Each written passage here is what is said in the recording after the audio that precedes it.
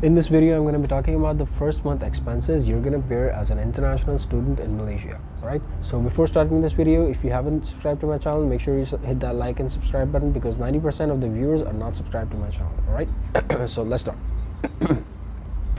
What's up guys, my name is Abdul Muiz and I'm from Pakistan. I'm an international student in Kuala Lumpur, Malaysia.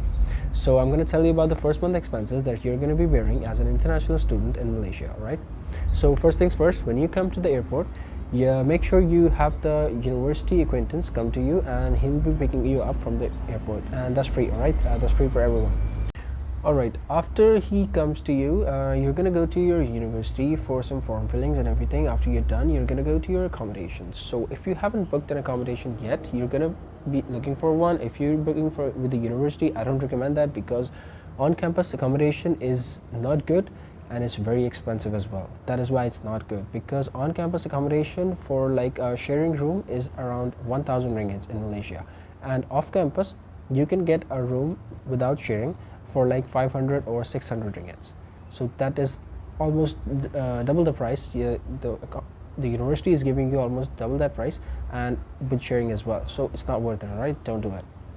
Also, you're stuck if you choose the on-campus accommodation. You're stuck with the university for 4 months. You cannot leave before 4 months. All right, so make sure you don't do that.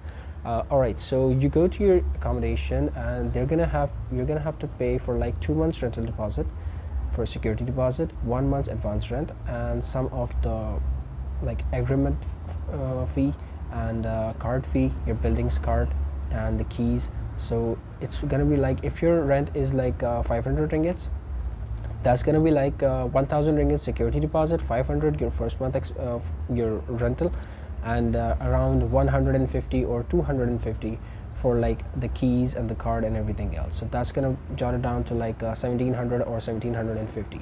So that's the first thing. All right, so now you want to do groceries. You're gonna be eating food, you need to eat. Yeah, so for groceries, you can say that you will be spending around 400 ringgits per month or 450 ringgits per month. So that's going to be your groceries if you want to eat 3 times a day.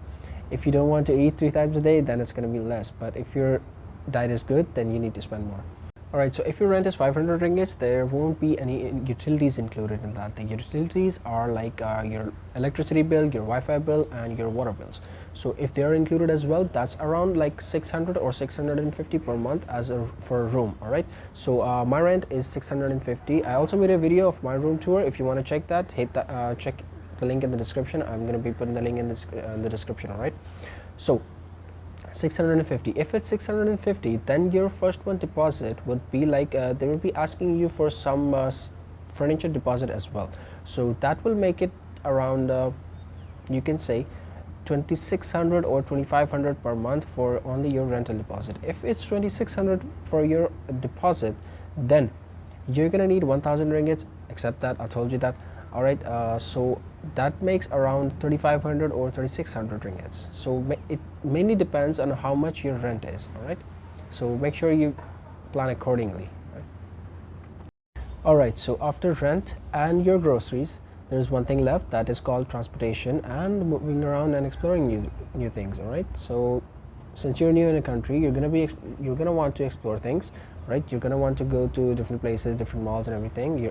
Also for groceries, you need to explore different malls for like different prices, because everywhere the cost is different, right? Some are cheap, some are expensive, some are very much expensive. All right, so for transportation, if you go to somewhere like and you take Grab, so it will be costing you around like if you go or you take LRT, you go somewhere like you're living in Bukit Jalil or somewhere else, and you go to KLCC to watch the malls and everything for sightseeing.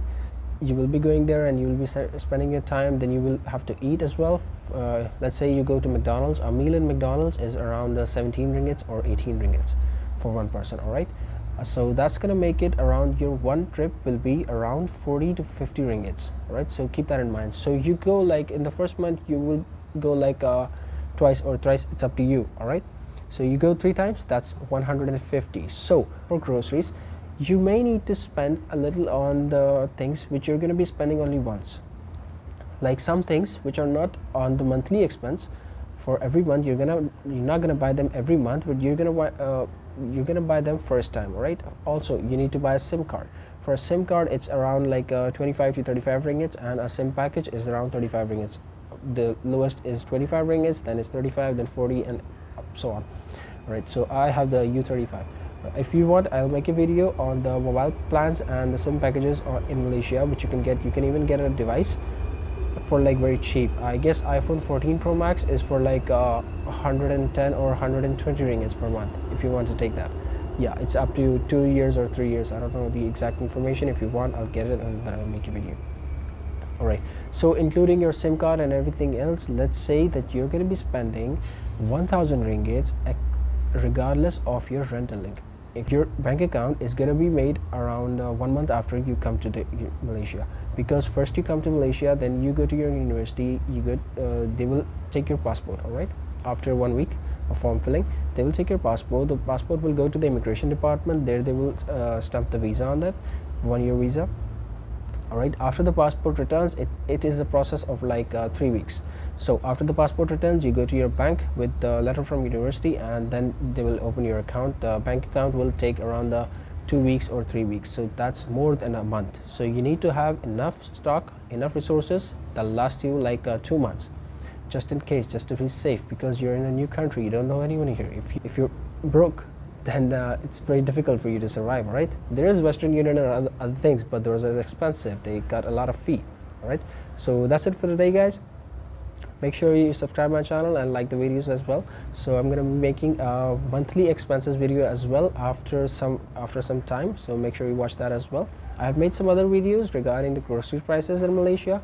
I'm gonna be putting the link in the description. Make sure you check that as well. So take care, guys. Allah Hafiz.